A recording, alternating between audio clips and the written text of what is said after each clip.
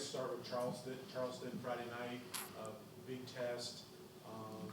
Seems like they play, a couple 7-footers at a time. How much of a challenge, and a good challenge, could that be for your guys and your group, especially in the front court?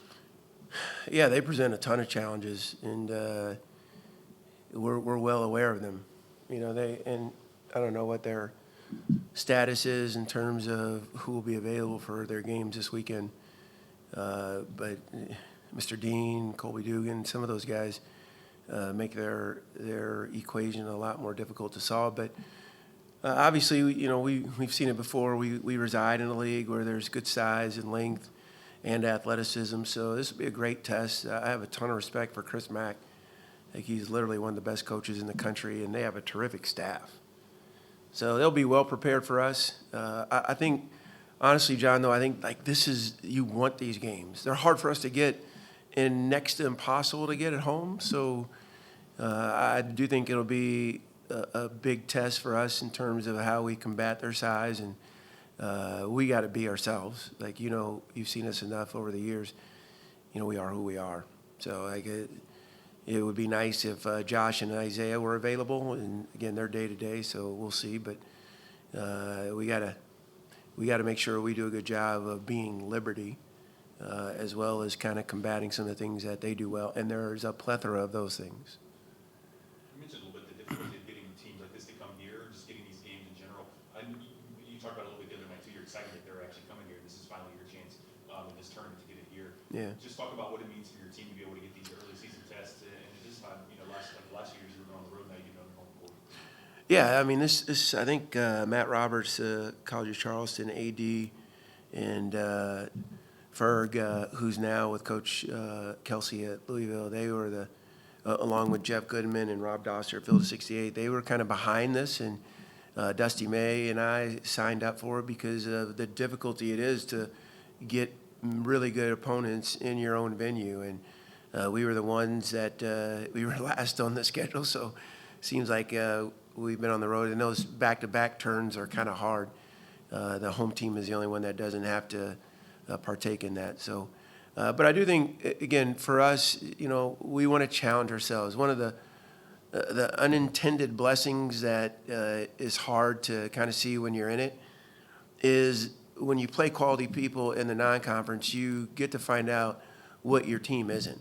And we try not to ever make fear-based decisions. So if we can get a quality opponent and schedule a series, i.e. the Dayton one that we started this year, or this Field of 68 event, we're all in on those. It's the way scheduling has evolved at the Division I level. The high majors have less and less of incentive, and I understand it. I get it. I'm not faulting them. If I was at one of those places, I'd probably have a similar scheduling model. But they're only scheduling quad ones and quad fours. And when you play in a mid-major league, it's very difficult to be anything but a 2 or a 3. And because of that, there's a strong aversion for those programs not to schedule the mid-major opponents. So all that to say, I'm glad this is the culmination of this event, and who knows, we might start something again like this in the future. What value is there as well for this event? I mean, you've got a couple of respected schools coming in here right off the bat, games 2 and 3 of the season, to know really quickly where you are and where you need to improve going forward. Yeah, Eddie, like I said, it exposes you, when you play against good coaches, really good opponents, you get to see as much, not only who you are, but what you need to work on. And that's healthy, especially, we head to a really competitive mid-major event in Orlando, the ESPN event at Disney. And then, in December, we've got an NC State team. I think they scored 100 and something the other night. I'm oh, man, I don't need to worry about that yet. And at Dayton, which is, going to be playing to a tune of a sellout against another really good mid-major. So I think this is a win. And the fact that we get it at home, hopefully Flames Nation will come out and support us. I think there's a ton of value in it. How difficult is it to prepare for a team like Charleston? I mean, I think in their opener they had 12 or 14 guys that played, first-year players. I don't think anybody that played the game against you guys last year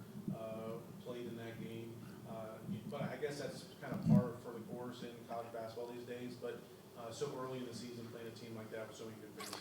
Yeah, great question, John. Like, it was similar for both of our scrimmages. Like, we didn't do much prep for our JMU scrimmage, but I think they had 11 new guys, and then Charlotte had 10 or 11. So I think, like you said, especially again at that mid-level, there's a lot of rotation in your roster, and we've had the good fortune of being able to experience some retention, which we're blessed by, and I think our university affords us that opportunity, and not so much in the financial realm as much as what this place is about and trying to recruit missional fits for our program. That being said, the difficulty in, like, because Jalen Counter, like, we're very familiar with him when he played at middle for Coach McDevitt. He looks a lot different for Coach Mack in a Cougar uniform. So although we have some historical data on him and maybe a little bit of knowledge because we've experienced playing against him, like, he's a different player. He's really improved and fits tremendously well in their system, and he has different pieces. So I just, again, I think we are who we are. Like, don't get me wrong. I believe in what Coach Bennett and his dad, the way they taught us defense, and we don't change much, but hopefully we're good enough to combat what will be two really talented offensive and explosive teams. We saw J.J. Harper for the first time the other night. We're going to get the chance to talk to him here soon. It seems like an easy comparison to say he slots into Javon Hoffman role, I think, but what makes it different for him? Like, where is he different? Where does he impact his team in a much different way than just kind of the easy switch that it seems like he might be? Yeah, Bryson, it's funny. Like, I don't ever compare, like, this player to that player from, like, this I want him to be like Javon, because, again, each team is different. Your group has a different identity every season. And JJ, honestly, like, when JJ came on his visit, I wasn't sure. Like, he was coming off an Achilles injury. You know, JJ has some nonverbal cues that I had to learn. And man, you fast forward. That was in what, March or April. You fast forward 6 months. I love that kid. Like, he is an unbelievable individual. He is very sacrificial, not unlike Javon. He brings some different things to our group from a basketball standpoint, relative to, like, how good of a cutter he is. He's an excellent defender. He can make threes, but, like, he just wants to win the game. He is, and again, I think if there's a similarity of characters that we recruit, that we want that to be a part of their DNA. But you'll love talking to him. He'll be shy. Like, I'm just telling you, he probably won't eye contact much, and but if you get him smiling, he's got this $1 million smile that and he has a great sense of humility. So I'll be curious how long your interview lasts with him. I'm guessing the over/under on that one is 5.5 minutes, and we'll see if you get longer than that. How much did you know that about JJ before he came, the sacrificial nature? Because you're looking for guys that are a fit with that. How much of that have you discovered since he arrived? Yeah, he had a really good coach at West Lib. Coach Hallett's now at IU Indy. I'm not sure but he moved to the Division I level.